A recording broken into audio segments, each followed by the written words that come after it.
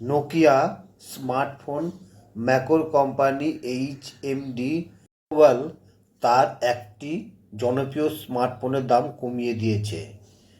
গত বছর লঞ্চ হওয়া নোকিয়া G42 5G স্মার্টফোনটি এখন আরও দাম কমানো হয়েছে। নোকিয়ার এই ফোনটি রিয়ার প্যানেলটি 65% রিসাইকেল প্লাস্টিক দিয়ে তৈরি করা। নোকিয়া ফোনটি 3টি ভেরিয়েন্টে আছে, তবে এর ফোনের 6GB র্যাম মডেলের দাম কমানো হয়েছে। নোকিয়ার এই ফোন রিয়ার প্যানেলটি 65% রিসাইকেল প্লাস্টিক দিয়ে তৈরি করা। এছাড়াও ফোনটি 2 পিস ইউনিবিডি ডিজাইন দিয়ে তৈরি। বাজেট স্মার্টফোনটি 20 ওয়াট ফাস্ট চার্জের কেবল সহ আসে। আসুন জেনে নেওয়া যাক নোকিয়ার এই ফোনটি কত টাকা সস্তায় কেনা যাবে। এইচএমডি গ্লোবাল গত বছর নভেম্বর মাসে নোকিয়া G42 ফোনের 6GB র্যাম মডেলটি লঞ্চ করেছিল। এটি ভারতে 12,599 টাকায় বাজারে আনা হয়েছিল, তবে এখন এই ফোনটি দাম কমানো হয়েছে, 900 টাকা সস্তায় কেনা যাবে। দাম কমে দাঁড়িয়েছে এই ফোনের 11,699 টাকা।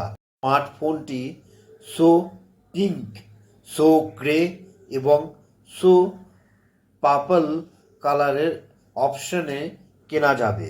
ডিসপ্লে নোকিয়ার ফোনে 6.56 ইঞ্চি এইচডি প্লাস ডিসপ্লে পাওয়া যাবে।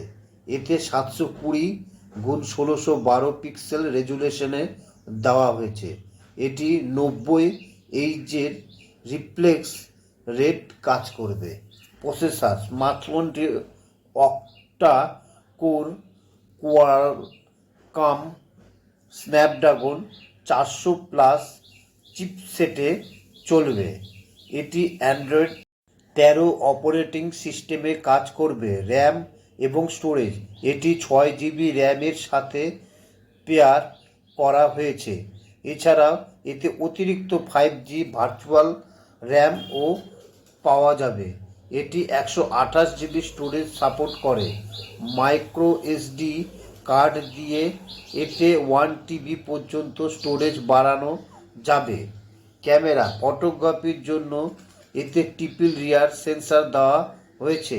প্রাইমারি সেন্সর হিসাবে এতে 50 মেগাপিক্সেল ক্যামেরা দেওয়া হয়েছে। এর সাথে 2 মেগাপিক্সেল ডেপথ সেন্সর এবং 2 মেগাপিক্সেল ম্যাক্রো সেন্সর পাওয়া যাবে।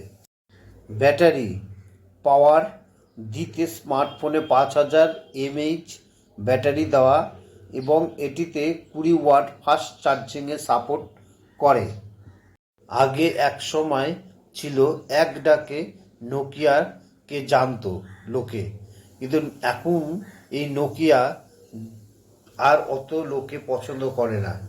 তবুও যেহেতু আগে ব্র্যান্ডেড কোম্পানি ছিল, সেই হিসাবে নোকিয়া বাজারও তৈরি করতে পারেনি, আর সেই হিসাবে তারা ব্যবসাও তৈরি করতে পারেনি। এখন তারা নতুন নতুন স্মার্টফোন বাজারে নিয়ে আসার চেষ্টা করছে, তারা বাজার ধরার চেষ্টা করছে, কিন্তু এখন বাজারে প্রচুর কোম্পানি চলে এসেছে, যার ফলে বাজার ধরাও তাদের এখন কঠিন।